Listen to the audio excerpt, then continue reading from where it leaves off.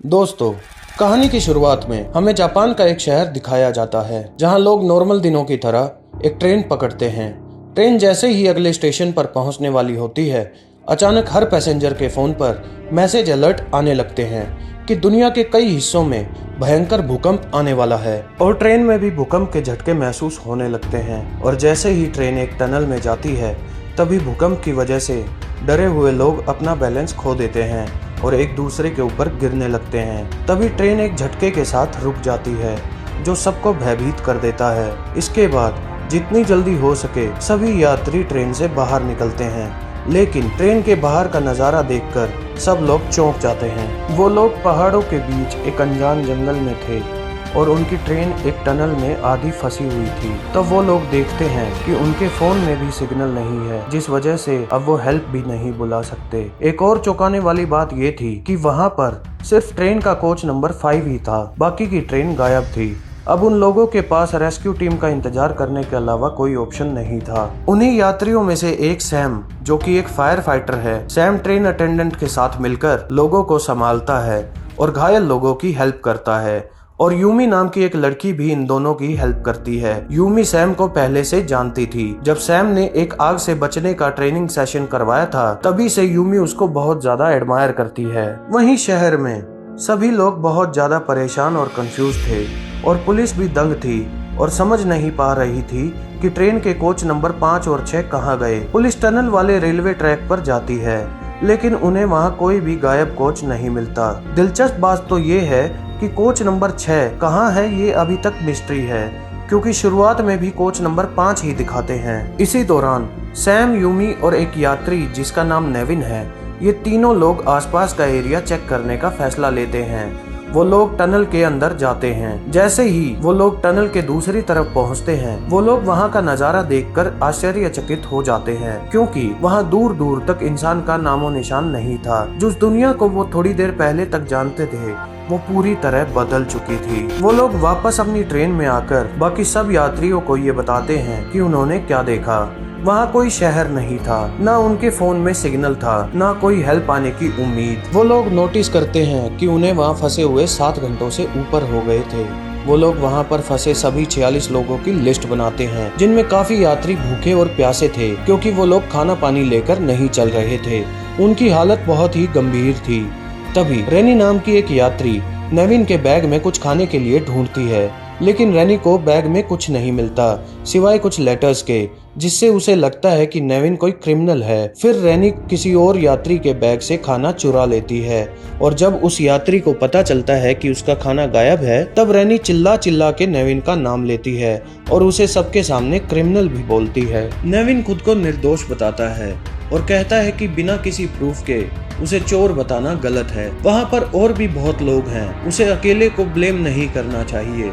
लेकिन रेनी के क्लेम की वजह से लोग नेविन को ही दोषी मान लेते हैं। नेविन गुस्से में आके ट्रेन को छोड़ देता है और जंगल में हेल्प ढूंढने निकल पड़ता है। इसी दौरान पता चलता है कि एक यात्री ने गलती से रेनी को चोरी करते हुए रिकॉर्ड कर लिया था, जिससे नेविन इनोसेंट साबित हो जाता है। वहीं जंगल में हेल्प ढूंढता हुआ नेविन अचानक से एक गहरी खाई में गिरने ही वाला होता है। तभी सैम और यूमी वहां आके उसे बचा लेते हैं। उन्हें वहां फंसे पूरा एक दिन बीत जाता है और अगले दिन भी लोग यकीन नहीं कर पाते कि वो सपना नहीं देख रहे हैं और सच में वहां फंस गए हैं। यात्री पागल होने लगते हैं। इसी दौरान कुछ यात्री जो एक्सप्लोर करने के लिए बाहर गए थे, वो वापस आ जाते हैं और अपनी सारी डिस्कवरीज शेयर करते हैं ताकि उनकी लोकेशन के बारे में जाना जा सके। उन्हीं डिस्कवरीज में से एक टावर का भी पता चलता है, जो कि ईस्ट में है और देखने से लगता है कि वो टावर कई सालों से खाली पड़ा है। ये काफी चौंकाने वाली बात थी, क्योंकि एक दिन पहले ही न्यूज़पेपर में उसी टावर के बनाए जाने के ऊपर आर्टिकल छपा था, जो 2023 में बनना शुरू होगा और 2026 तक पूरा बनके तैयार हो जाएगा।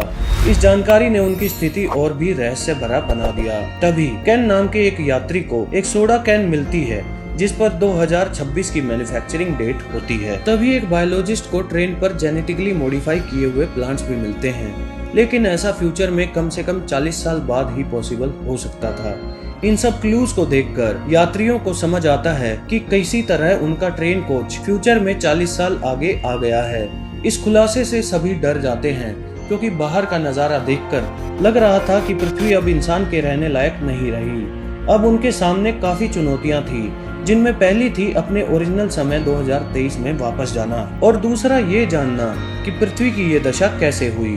वहीं 2023 में ट्रेन के 2 कोच गायब होने की खबर हर जगह फैल जाती है और गवर्नमेंट को अभी भी कुछ नहीं पता। वहीं यात्रियों को बिना खाना पानी के 2 दिन हो गए थे। दूसरे दिन पानी ढूंढना बहुत ही जरूरी हो गया था। सैम और यूमी ट्रेन के ऊपर एक प्लास्टिक शीट लगाते हैं ताकि बारिश का पानी स्टोर कर सके अगर बारिश आई तो। चारों तरफ हरियाली देखकर सैम और बाकी कुछ यात्री आसपास पानी की खोज में लग जाते हैं। एक ऐसे एरिया में जहां अभी तक कोई नहीं गया था, वहां उन्हें पानी के कुछ साइन, एक मेंढक और गीली मिट्टी मिलते हैं। ये देखकर वो समझ जाते हैं कि वो लोग सही रास्ते पर हैं। तभी वो लोग अपनी रफ्तार बढ़ा देते हैं।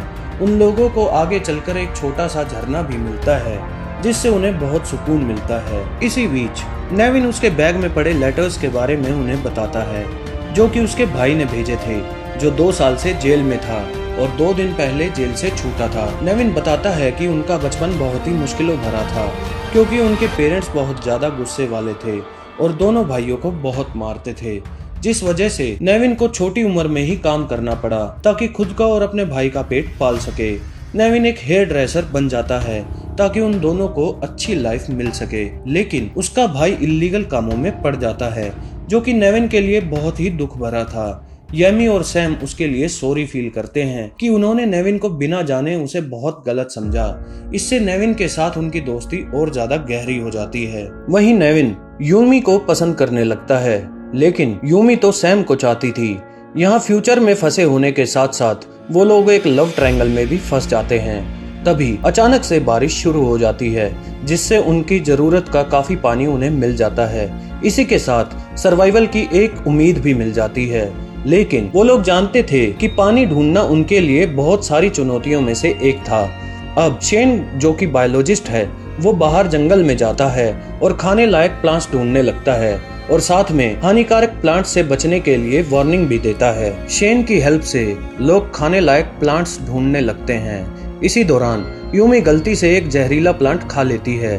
किस्मत से वो जानलेवा नहीं था। इस नए वातावरण में ढलने के लिए लोग आसपास पड़ी चीजों से अपने जरूरत का सामान बनाने लगते हैं। वो लोग जंगल से लकड़ियां लेके आग लगाने का जुगाड़ करते हैं और अपने एटीएम कार्ड को चाकू बना लेते हैं। इस बदलाव ने उन लोगों की हिम्मत को दर्शाया जो 2 दिन पहले मॉडर्न सुविधाओं पर निर्भर थे और अब जिंदा रहने के लिए पूरी तरह प्रकृति के भरोसे हैं। वो 46 लोग लिस्ट बनाते हैं कि कौन कैसे क्या काम करेगा अपनी क्षमता और स्किल के हिसाब से। अगली सुबह खाना ढूंढते समय शेन को एक पहाड़ी पर एक मिस्टीरियस आदमी दिखता है। ये पहली बार था कि उन्हें वहाँ उन 46 यात्रियों से अलग कोई दिखा था। इस मुलाकात में शेन बुरी तरह घायल हो जाता है।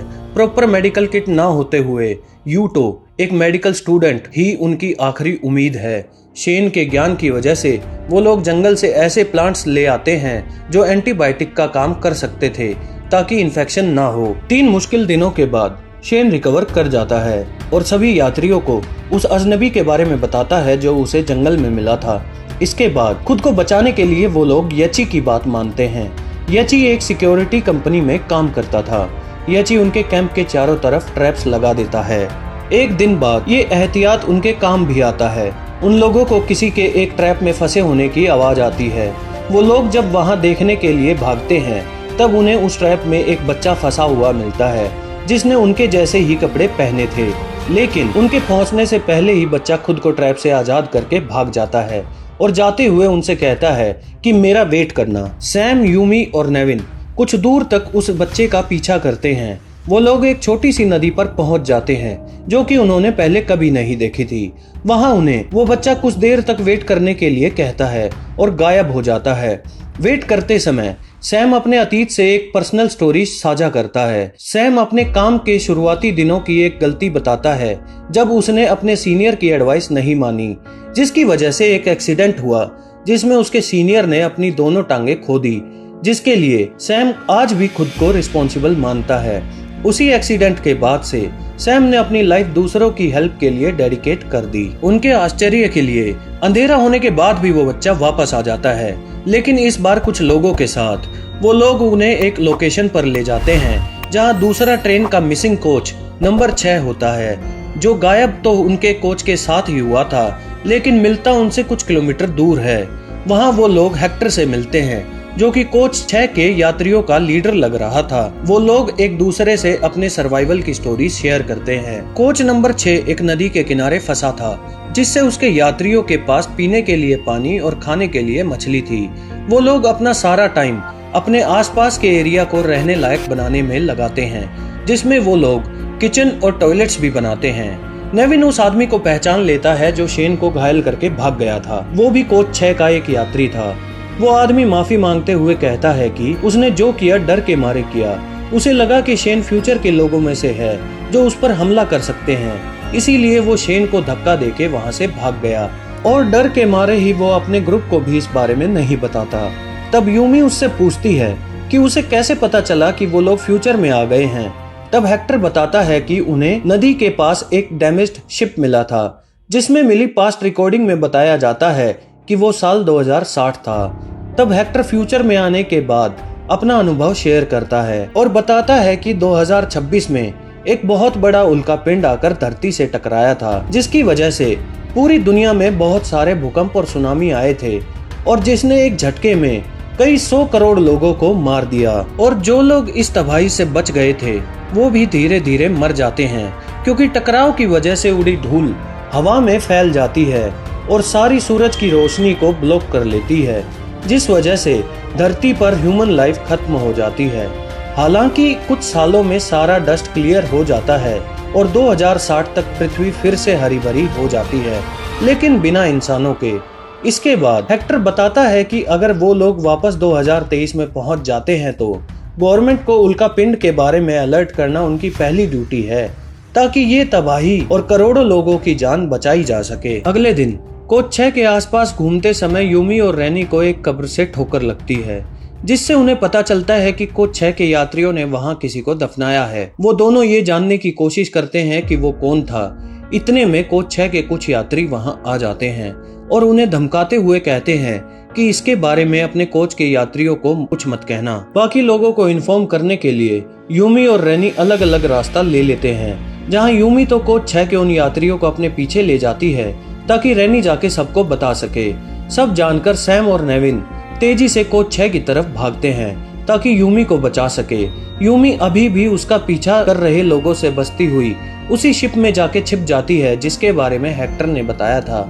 वहीं कोच 6 में नेविन को स्ट्रगल करने के कुछ संकेत मिलते हैं, जिससे कंफर्म हो जाता है कि वहां किसी को मारा गया था।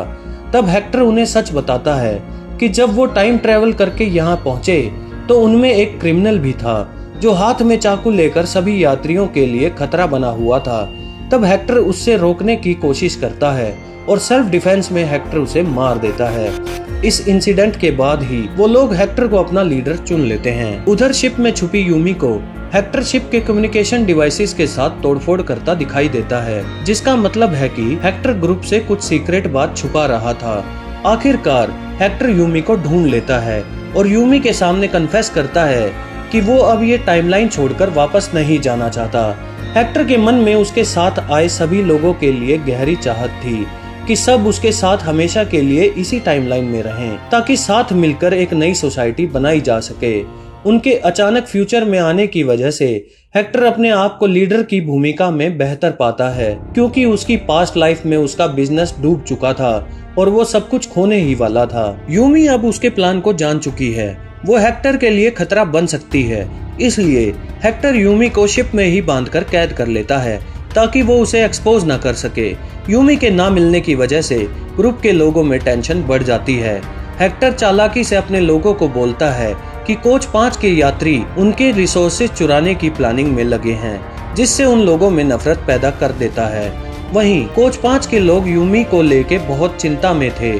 तभी दो ग्रुप्स के बीच में लड़ाई शुरू हो जाती है। अपने सीक्रेट्स को बचाने के लिए हेक्टर यूमी को खत्म करने का मन बना लेता है, लेकिन जब वो शिप पर वापस जाता है तब देखता है कि यूमी वहां से भाग चुकी थी। यूमी अपने ग्रुप के पास वापस आ जाती है और हेक्टर की सच्चाई सबको बता देती है कि हेक्टर नहीं चाहता कि कोई भी इस टाइमलाइन से वापस जाए ताकि वो सब पर राज कर सके। हेक्टर का ग्रुप उसे लीडर की पोस्ट से हटा देता है। हेक्टर फिर उन्हें मनाने की कोशिश करता है, वो कहता है कि इस टाइमलाइन में हम ज्यादा सुखी रहेंगे। यहाँ नेचर अपने चरम पर है, ना कोई ओवर पॉपुलेशन है और ना ही पोल्यूशन का खतरा, और यहाँ कोई भी भूख से नहीं मरेगा। लेकिन ग्रुप के लोग हेक्टर की असलियत जानने के बाद उसे ग्रुप से बाहर कर देते हैं। निकाले जाने के पहले हेक्टर उन लोगों को एक डायरी दिखाता है जो उसे उस शिप पर मिली थी, जिसमें उस टावर के बारे में लिखा था जो कि ईस्ट की साइड है, और वो टावर उन्हें उनके टाइमलाइन में वापस भेज सकता है। इस नई इन्फॉर्मेशन से जोश में आकर दो यात्री रात में पहाड़ी की तरफ जाते हैं। वहां उन्हें उस उल्कापिंड के टुकड़े मिलते हैं जो कि पृथ्वी से टकराया था। वो टुकड़े कुछ अजीब तरह से चमक रहे थे। वहीं 2023 में एक रे नाम का साइंटिस्ट सीसीटीवी फुटेज देख रहा होता है कि कैसे ट्रेन के दो कोच गायब हो गए। वो देखता है कि जब कोचेस गायब हुए तब एक वर्म होल खुला था। जरूर इसी वर्म होल ने कोचेस को निगल लिया होगा, बट वो उन्हें कहां लेके गया ये नहीं पता चलता। वहीं 2060 में कोच नंबर 6 के कुछ यात्री जो कि हेक्टर के प्लान को ना मानकर वापस अपने टाइमलाइन में जाना चाहते थे, कोच 5 के ग्रुप को ज्वाइन कर लेते हैं। वो लोग साथ मिलकर उल्कापिंड के टुकड़ों को स्टडी करने लगते हैं। तभी सैम डिस्कवर करता है कि उन टुकड़ों में चुंबकीय शक्ति है। ये डिस्कवरी सभी यात्रियों में उम्मीद की एक किरण जगा देती है। वो अंदाजा लगाते हैं कि ऐसे और टुकड़े जोड़कर वो मैग्नेटिक फील्ड को हार्नेस कर सकते हैं ताकि उनका काम चल जाए। तभी एक यात्री बताता है कि टाइम ट्रेवल से ठीक पहले उसने एक तारे को टूटते हुए देखा था। वहीं 2023 में रे जो कि सीसीटीवी फुटेज देख रहा था, वो उस इवेंट को टूटते तारे की तरह ऑब्जर्व नहीं करता, बल्कि कहीं स्पेस में एक सुपरनोवा धमाके की तरह देखता है। सुपरनोवा धमाका तब होता है जब एक तारे का जीवन खत्म हो जाता है और वो तारा ब्लास्ट हो जाता है, जो कि बहुत ज्यादा मात्रा में एनर्जी छोड़ता है। ऐसे इंसिडेंट स्पेस टाइम में ड्रास्टिक चेंज ला सकते हैं, साथ में आसपास के प्लैनेट्स पर भूकंप भी ला सकते हैं और ब्लैक होल भी बनाते हैं। इसी के साथ उनको समझ आता है कि इसी सुपरनोवा की वजह से पृथ्वी पर भी टाइमलाइन में दरार आ गई, जिससे एक वर्म होल क्रिएट हुआ और ट्रेन के कोच नंबर 5 और 6 फ्यूचर में ले आया। लेकिन जब येची उस वर्म होल की तरफ जाने की कोशिश करता है, तभी सैम उसे रोक लेता है क्योंकि इसमें खतरा भी हो सकता था। वर्म होल की एनर्जी येची की जान भी ले सकती थी। तूफान के बंद होते ही वर्म होल भी गायब हो जाता है। वहीं 2023 में 2 डिटेक्टिव प्लेटफॉर्म पर ट्रेन कोचेस के गायब होने के केस को इन्वेस्टिगेट कर रहे थे। तभी उस घास की डोल से उन्हें ठोकर लगती है जो वर्म होल में चली गई थी। वो डोल जो कि 2060 में बनी थी, इस बात का सबूत था कि वर्म होल ने दोनों टाइमलाइंस के बीच एक पुल बना दिया था।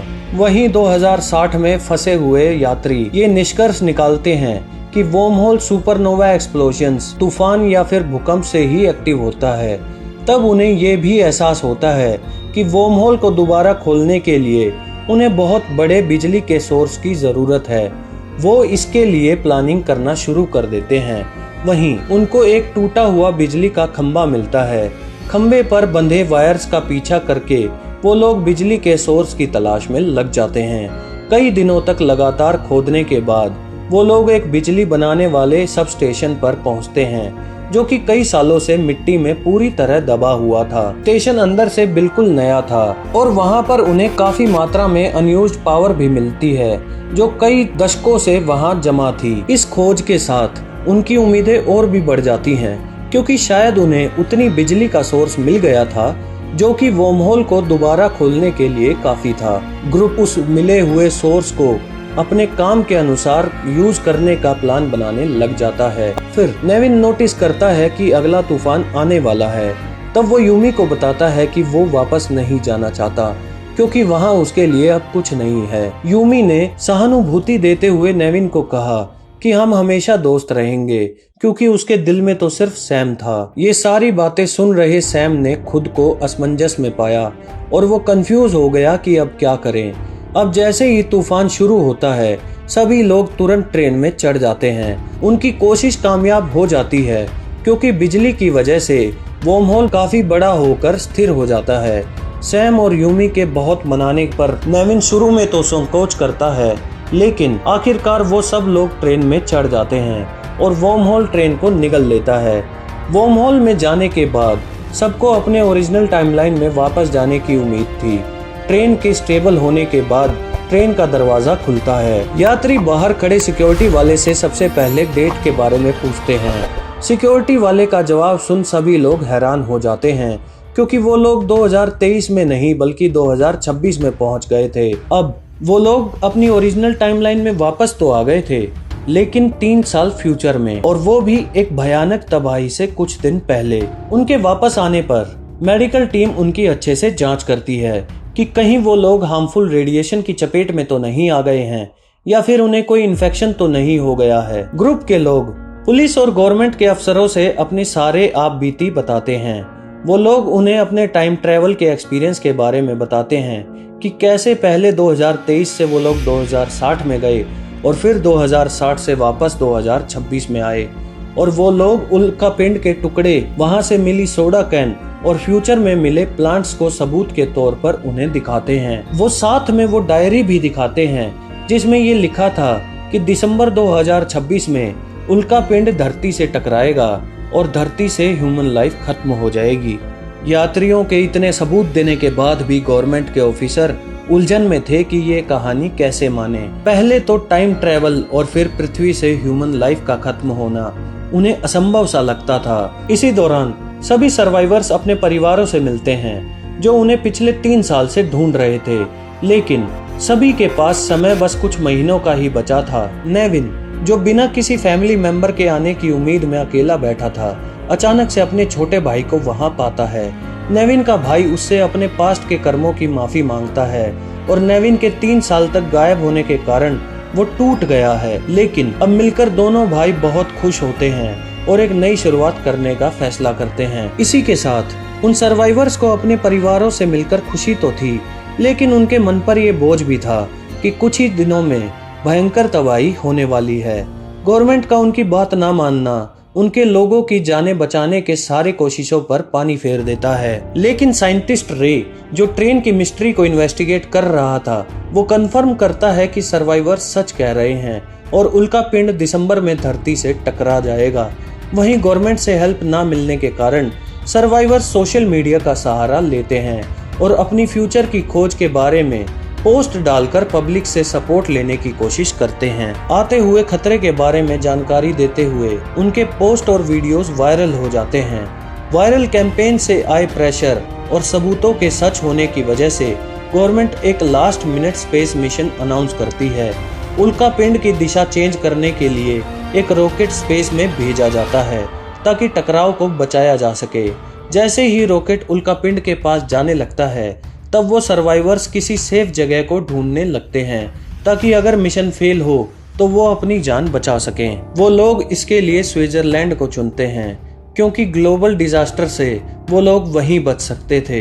वो लोग निकलने की तैयारी कर ही रहे होते हैं कि तभी यूमी देखती है कि नेविन को अब जीने की वजह मिल गई है, जैसे कि सैम को मिली थी लोगों की मदद करना। तभी इस चिंता के माहौल में रे को कंफर्मेशन मिलती है कि मिशन कामयाब रहा और रॉकेट से टकराकर उल्का पिंड ने अपनी दिशा बदल दी और अब पृथ्वी सेफ है।